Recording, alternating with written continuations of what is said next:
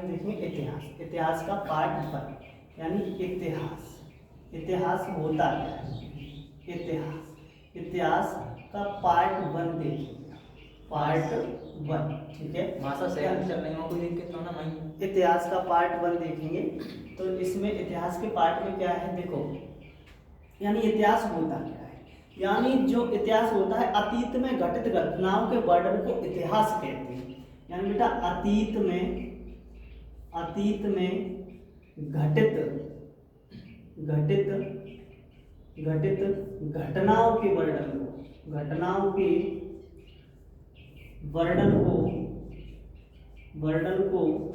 इतिहास कहते हैं।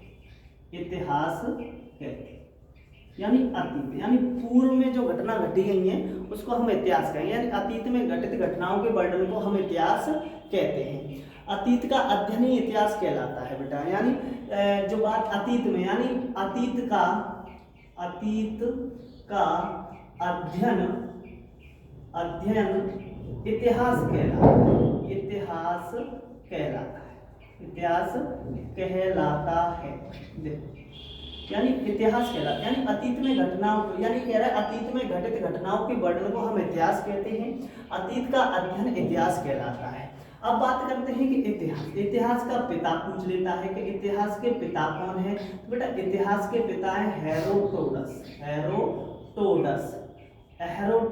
जो है ना बेटा, ये इतिहास के पिता है। इतिहास को मुख्य रूप से 3 कालों में बांटा गया है। तो बेटा इतिहास को हम 3 कालों में बांटते हैं। देखो ये इतिहास है, इतिहास को हमें 3 भागों में बांटना है। देखो, यानी प्रागैतिहासिक काल, प्रागैतिहासिक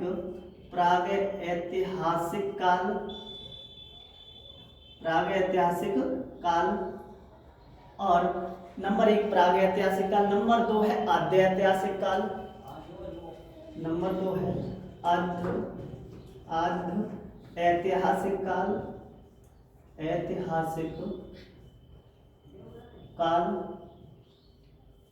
नंबर 3 है यानी प्रागैतिहासिक काल, आद्यैतिहासिक काल। नंबर 3 है ऐतिहासिक काल।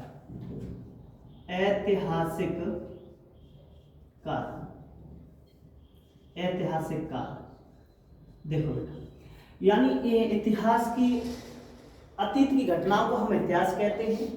जिसमें अतीत की घटनाओं का अध्ययन किया जाता है उसे हम इतिहास कहते हैं। इतिहास के पिता हैं बेटा हेरोडोटस।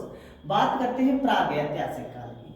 इस काल में, यानी बेटा इसका पहला पॉइंट नोट करना है, नोट्स बनाना है। और आज से पार्ट 1 है, पार्ट 2, 3 ऐसे पर डे डेली वीडियो आएगी इतिहास की। और पूर्ण इतिहास की आपको नोट्स बनाना है तो क्रम बाई क्रम वीडियो पर डे आएगी। ठीक है बेटा, यानी देखो, यानी इसमें प्रागैतिहासिक काल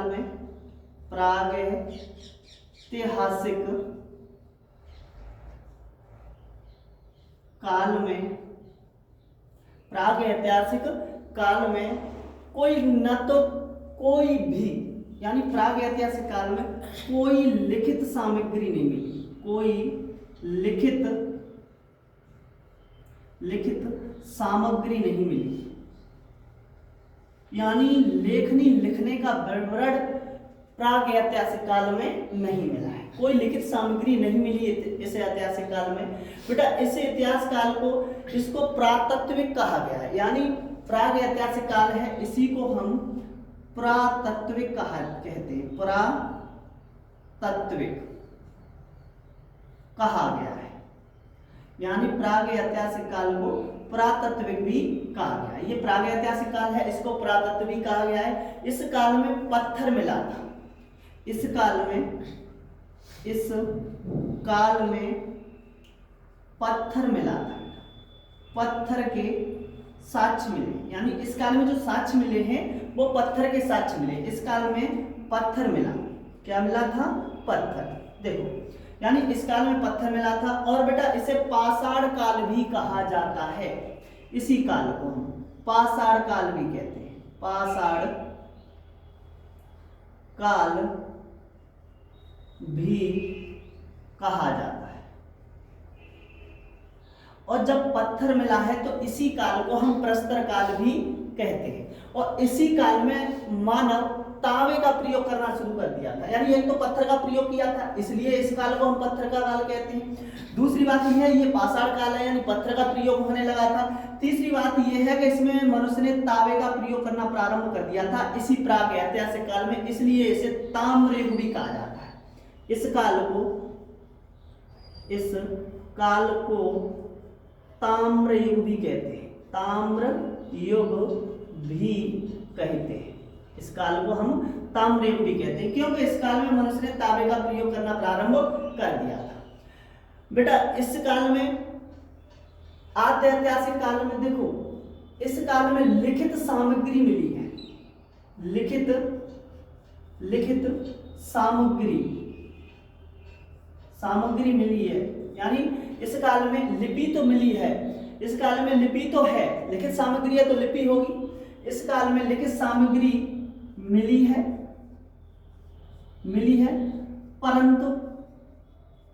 परंतु उसको पढ़ा नहीं जा सका, यानी मिली तो है मगर अगर लिखित सामग्री मिली है तो बेटा लिपि भी मिली है, यानी लिपि कह दो, यहाँ पे लिपि मिली है। लिपि का तो वर्णन मिलता है, यानी आध्यात्मिक काल में बेटा लिपि का तो वर्णन मिलता है, परंतु उसको पढ़ा नहीं जाता, यानी पढ़ नहीं सकते हम इसको। इसमें ना तो लिखित मिली, कैसा भी विवरण मिला ही नहीं है इस काल में। इस काल में लिखित साक्ष्य तो मिले हैं, यानी इसका मतलब ये है लिपि तो मिली है मगर पढ़ नहीं पाते इसको, लिपि कौन सी है, ठीक है बेटा। इसी काल में कांसा भी मिला है, यानी इस काल में बेटा कांसा भी मिला है, और कांसा भी मिला है तो इसलिए इसको हम कांस्य युग भी कहते हैं। क्या कहते हैं बेटा? कांस्य युग भी कहते हैं, यानी जब कांसा मिला है तो हम इसको कांस्य युग भी कहेंगे, ठीक है। इस काल में हड़प्पा सभ्यता और सिंधु सभ्यता का विकास हुआ है। इस काल में हड़प्पा सभ्यता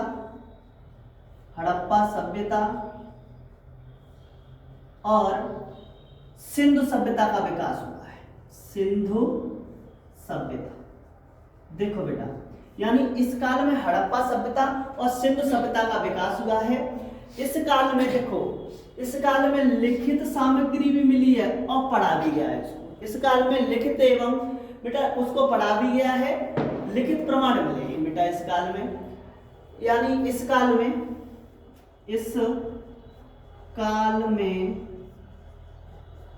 लिखित सामग्री मिली है, यानी लिखित सामग्री मिली है और पढ़ा भी जा चुका है, यानी लिखित, यानी इसमें मुख्य रूप से लिपि का भी वर्णन मिलता है, लिपि का भी वर्णन मिलता है, यानी इस काल में लिखित सामग्री, लिखने के जो साक्ष्य मिले हैं वो ऐतिहासिक काल में मिले हैं और इसमें लिपि का भी वर्णन है, ठीक है बेटा। इस काल को हम लोह काल भी कहते हैं, यानी इस काल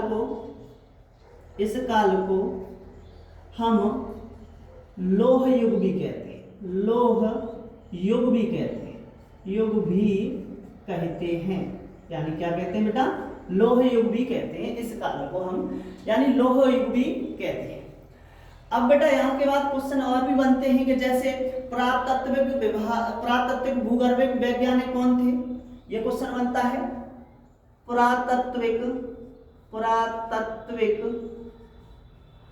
या भूगर्भिक विज्ञान,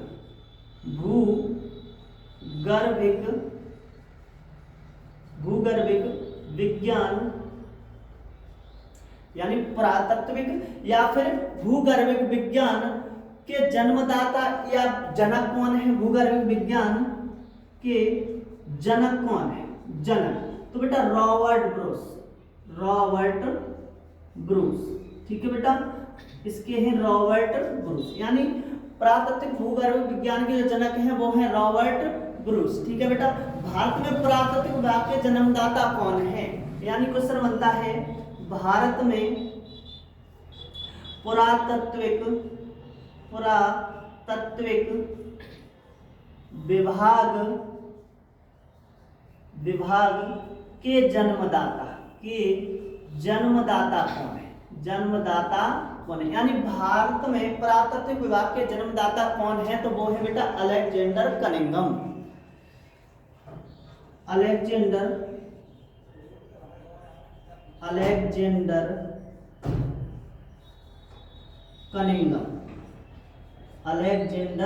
कनिंघम यानी बेटा पुरातत्व विभाग के जो जन्मदाता है वो है अलेक्जेंडर कनिंघम। तो देखो इतिहास यानी अतीत में घटित घटनाओं के वर्णन को हम इतिहास कहते हैं। अतीत का अध्ययन इतिहास कहलाता है।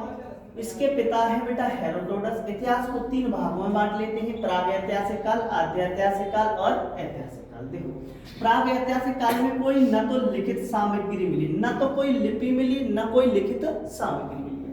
पुरातत्व विभाग का इसको पुरातत्व कहा गया है। इसको यानी प्रागैतिहासिक काल को हम पुरातत्व ऐतिहासिक काल भी कहते हैं। इस काल में मनुष्य ने पत्थर का प्रयोग करना प्रारंभ कर दिया, इसलिए हम इसको कहते हैं पत्थर। इस काल में पत्थर मिला था, या प्रस्तर काल कह दो, या इस काल में पत्थर मिला था। इसको पाषाण काल कहते हैं क्योंकि पाषाण काल बेटा पत्थर का प्रयोग करना मनुष्य ने प्रारंभ कर दिया था, इसलिए हम इसको पाषाण काल भी कहते हैं। इस काल में ताम्रयुग भी कहते हैं इस काल को, क्यों कि इसमें तावे का प्रयोग करने लगा था मनुष्य। किसका प्रयोग करने लगा था? तावे का। अच्छा, आद्यैतिहासिक काल लिखित सामग्री मिली है मगर लिपि नहीं मिली है, परंतु उसको पढ़ा नहीं गया। यानी आद्यैतिहासिक काल में लिखित सामग्री तो मिली है मगर उसको पढ़ नहीं पाते। इस काल में मनुष्य ने कांसे का प्रयोग प्रारंभ कर दिया था, इसलिए इस काल को हम कांस्य युग भी कहते हैं। इस काल में हड़प्पा सभ्यता और सिंधु सभ्यता का विकास हुआ है। आगे है बेटा ऐतिहासिक काल। इस काल में लिखित सामग्री मिली है और पढ़ा भी गया है और लिपि भी है इसकी, ठीक है। मुख्य रूप से इस काल को हम लोह युग भी कहते हैं क्योंकि इस काल में मनुष्य लोहे का प्रयोग प्रारंभ कर दिया था मनुष्य ने, इसलिए हम इस काल को हम लोह युग भी कहते हैं। पुरातत्व या भूगर्भिक विज्ञान के जनक है रॉबर्ट ब्रूस फुट। और बेटा भारत में पुरातत्व विभाग के जन्मदाता भारत में पुरातत्व विभाग के जन्मदाता है अलेक्जेंडर कनिंघम।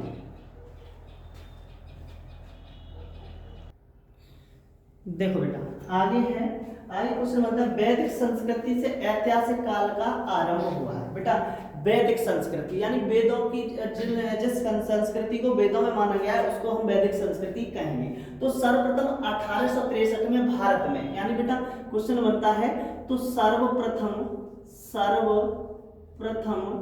1863 में भारत में, यानी कहां पर बेटा? भारत में। यानी सर्वप्रथम 1863 में भारत में पाषाण कालीन सभ्यता का अनुसंधान प्रारंभ हुआ था। यानी पाषाण कालीन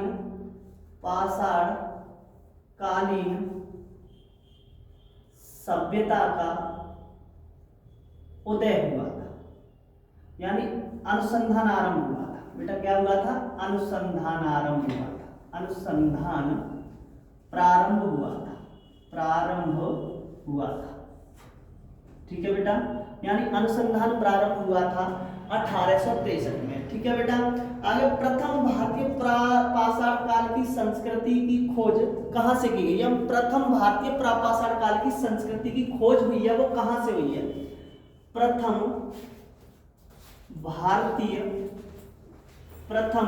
भारतीय यानी बेटा प्रथम भारतीय पुरापाषाण काल की संस्कृति की खोज, यानी प्रथम भारतीय पुरापाषाण काल की संस्कृति की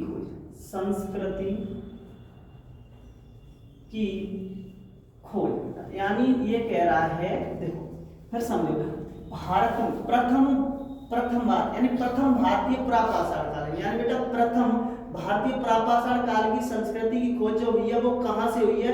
तो पल्लावरम स्थान से हुई है बेटा। ये कहां से हुई है? पल्लावरम स्थान से हुई है बेटा। पल्लावरम स्थान से इसकी खोज हुई है, ठीक है बेटा। अगला क्वेश्चन ये बनता है कि भारत में सबसे पहले बेटा किसका प्रयोग हुआ था? भारत यानी महाकाव्य तथा पुराणों में ये जिक्र मिलता है कि भारत का जो नाम पड़ा है वो शकुंतला के पुत्र भरत के नाम पर पड़ा है, ठीक है बेटा। और भी जिक्र मिलते हैं, ये बताते हैं कि ये कबीला था एक कबीला था तो बेटा वो भी आया था, उसका भी नाम था। और बेटा यानी उस समय यानी इतिहास में सिंधु को बोला है। इतिहास में बेटा सिंधु को क्या कहते थे तो वो देखते हैं। ठीक है बेटा।